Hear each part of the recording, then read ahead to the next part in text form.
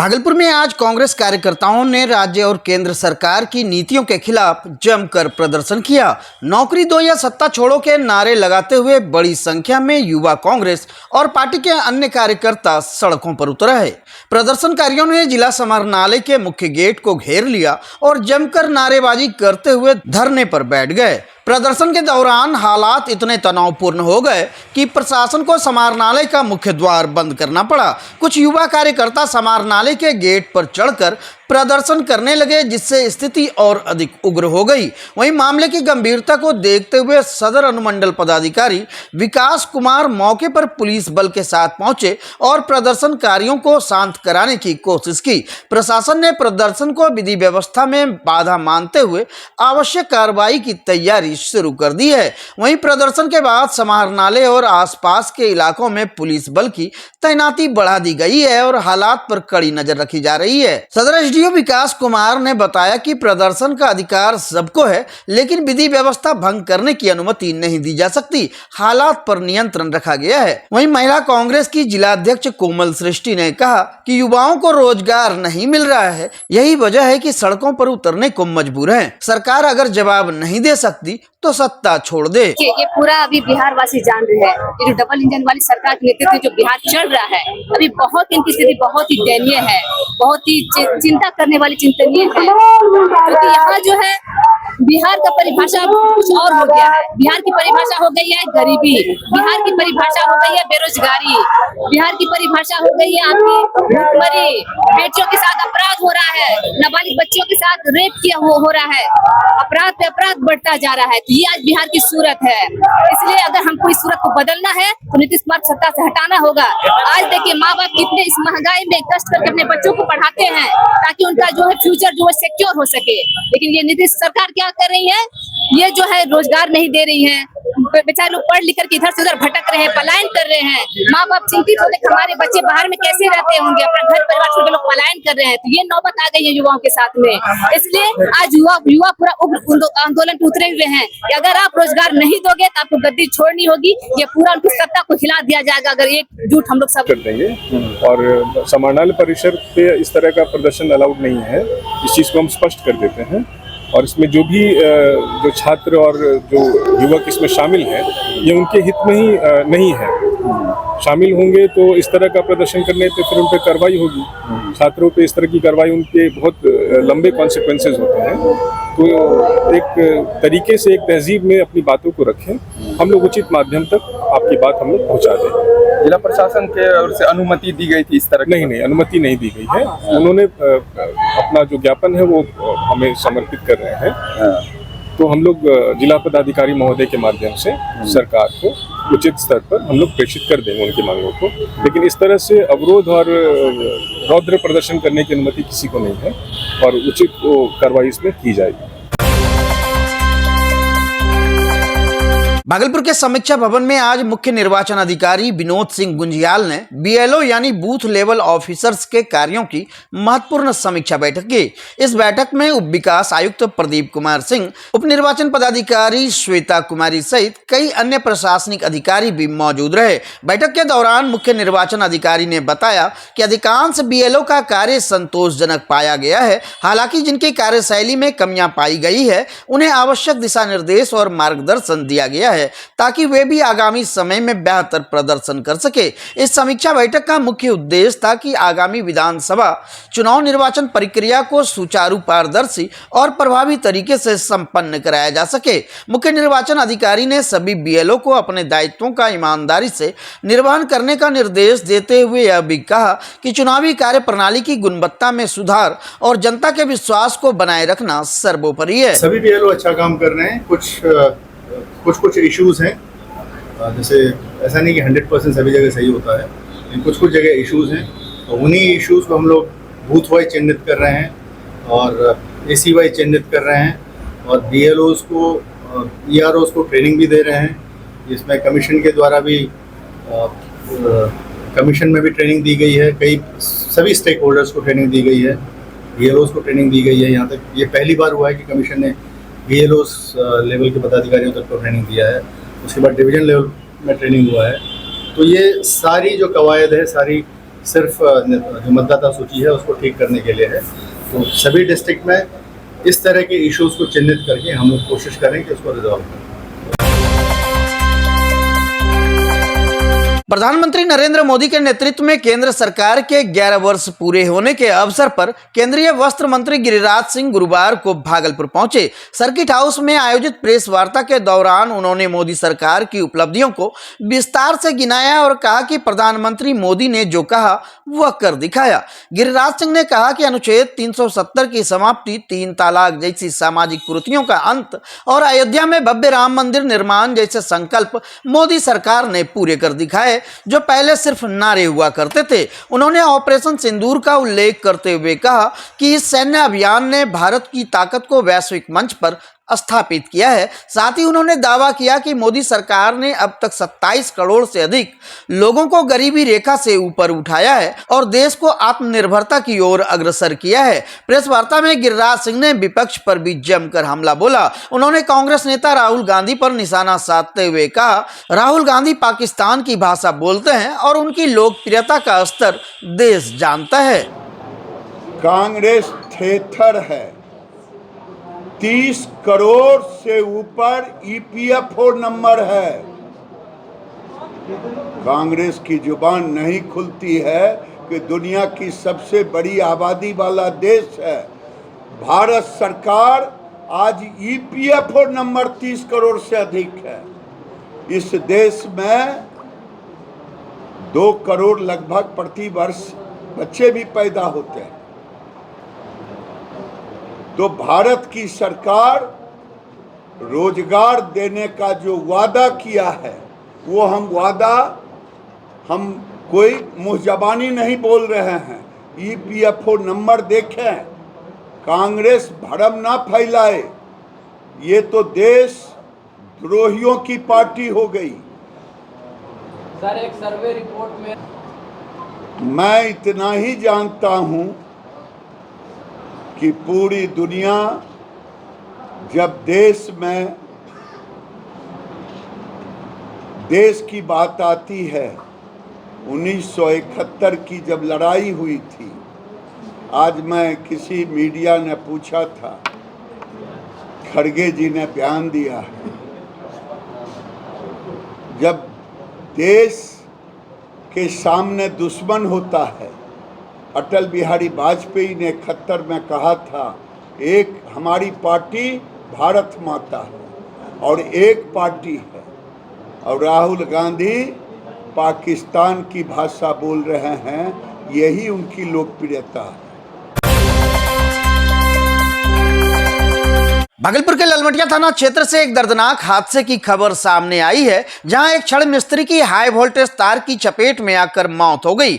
जानकारी के मुताबिक मृतक एक निर्माणाधीन मकान की छत पर छड़ बिछाने का कार्य कर रहा था। इसी दौरान छत के बेहद नजदीक से गुजर रही बिजली की हाई वोल्टेज तार से उसका अचानक संपर्क हो गया, जिससे वह बुरी तरह झुलस गया। घटना के तुरंत बाद साथी मजदूरों और स्थानीय लोगों ने उसे आनन फानन में अस्पताल पहुंचाया, लेकिन डॉक्टरों ने उसे मृत घोषित कर दिया। प्रत्यक्षदर्शियों के अनुसार बिजली की यह तार बिना किसी सुरक्षा उपाय के मकान की छत के बहुत करीब से गुजर रही थी, जिसे यह जानलेवा हादसा हुआ। वहीं हादसे के बाद इलाके में आक्रोश फैल गया। स्थानीय लोगों ने बिजली विभाग और निर्माण कार्य की निगरानी में हो रही घोर लापरवाही पर नाराजगी जताई है। फिलहाल पुलिस ने सबको पोस्टमार्टम के लिए भेज दिया है और आगे की कार्रवाई की जा रही है। भागलपुर के नवगछिया अनुमंडल के गोपालपुर थाना क्षेत्र स्थित करचीरा गांव में दिन दहाड़े हुई गोलीबारी की वारदात ने इलाके को दहशत में डाल दिया है। बेखौफ अपराधियों ने ग्रामीण चिकित्सक मोहम्मद रिजवान की दौड़ा कर गोली मारकर हत्या कर दी। जानकारी के अनुसार मृतक मोहम्मद रिजवान पिता मोहम्मद आलमगीर किसी कार्य से अपने सहयोगी के साथ दूध लेने करचीरा गांव पहुंचे थे। तभी पहले से घात लगाए अपराधियों ने उन पर ताबड़तोड़ फायरिंग शुरू कर दी। मुख्य आरोपी की पहचान मखरा के रूप में हुई है, जो अपने 4-5 साथियों के साथ मौके पर घात लगाकर बैठा था। जैसे ही रिजवान पहुंचे, मखरा ने उन पर फायरिंग कर दी। वहीं जान बचाने के लिए रिजवान गाँव की गलियों में भागे, लेकिन अपराधियों ने उन्हें दौड़ा कर गोली मारी। परिजनों के अनुसार उन्हें 3 गोलियां गोलियां लगी है, जिनमें एक गोली उनके सीने में मारी गई है, जिसके बाद घायल अवस्था में रिजवान को परिजन तुरंत गोपालपुर सामुदायिक स्वास्थ्य केंद्र लेकर पहुंचे, जहां से उन्हें मायागंज अस्पताल रेफर किया गया।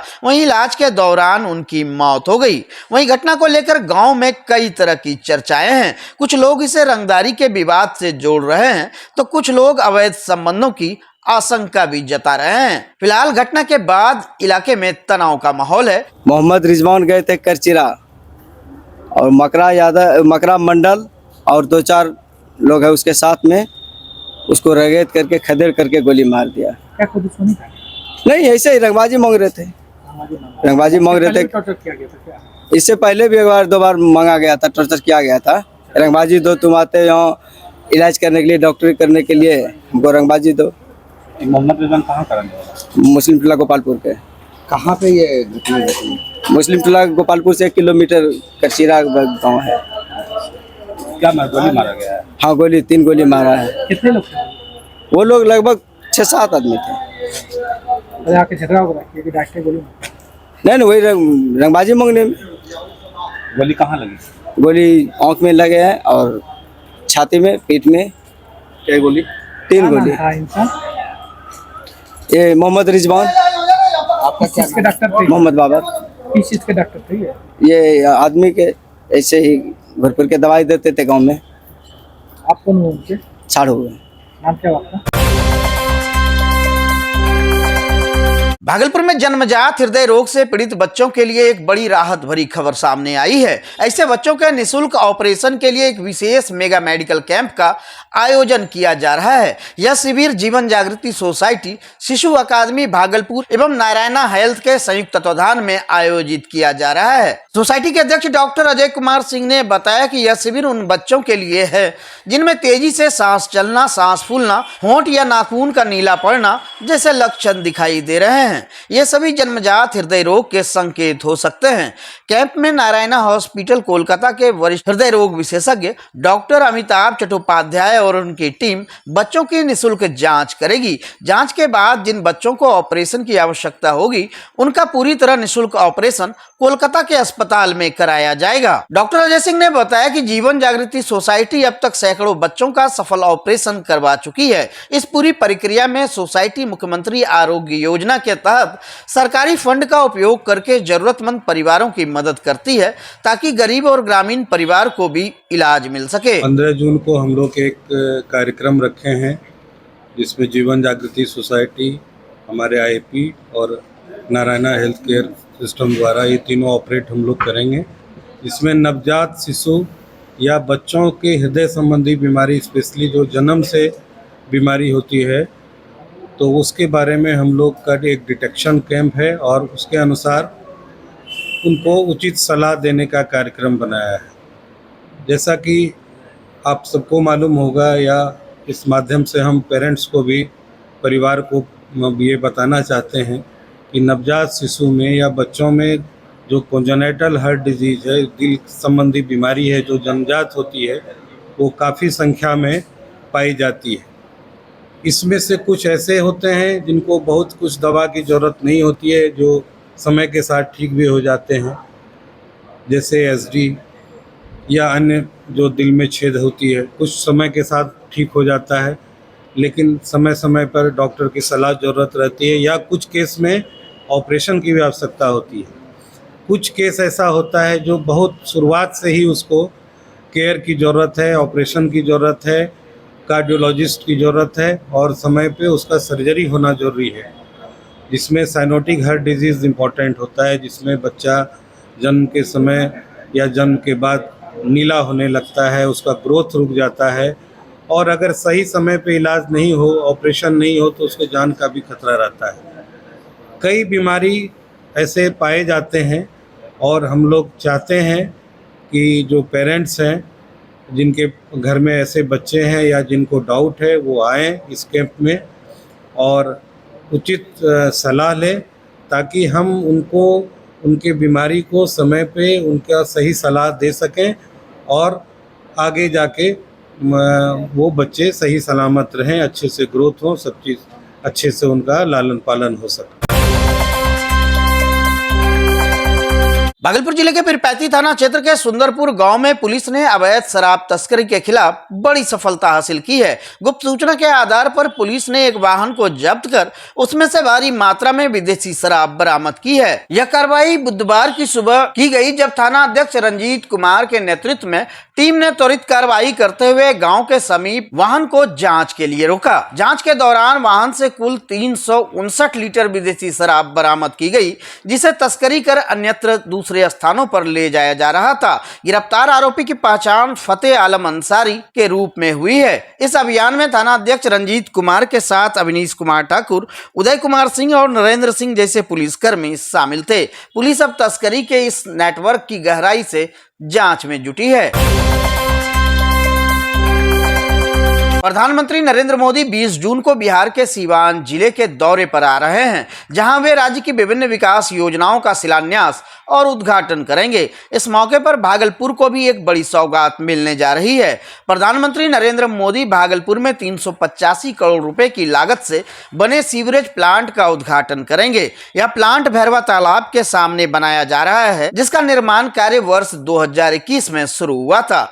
परियोजना के प्रोजेक्ट मैनेजर विपुल मिश्रा ने बताया कि उद्घाटन से पहले 24 घंटे युद्ध स्तर पर काम किया जा रहा है। अधिकांश कार्य पूरे हो चुके हैं और शेष कार्य भी जल्द समाप्त कर लिए जाएंगे। इस प्लांट के चालू हो जाने से भागलपुर वासियों को लंबे समय से चली आ रही जल निकासी और सीवरेज की समस्याओं से राहत मिलेगी। इसके साथ ही शुद्ध जल आपूर्ति व्यवस्था में भी सुधार आने की उम्मीद है। इस कार्य को पूरा करने के लिए और हम लोग जल्द से जल्द इस कार्य को पूरा करेंगे और हम लोग इस प्लांट को सक्सेसफुली इसको प्लांट का कमीशन करेंगे। कितने एमएलडी को अब तक कनेक्ट किया जा चुका है? सर अभी हम लोग का 25 एमएलडी कनेक्ट कर रहे हैं हम लोग। हमारे 4 सीवेज पंपिंग स्टेशन है, उनको हम लोग कनेक्ट कर रहे हैं और हम लोग 25 एमएलडी को कनेक्ट करके हम लोग वाटर को सीवेज वाटर को क्लियर करके हम लोग गंगा जी में समय से पहले या समय पर पूरा किया? समय से पहले करेंगे। कोशिश है, पूरी कोशिश है और मेरी पूरी टीम की कोशिश है कि समय से पहले इसको कंप्लीट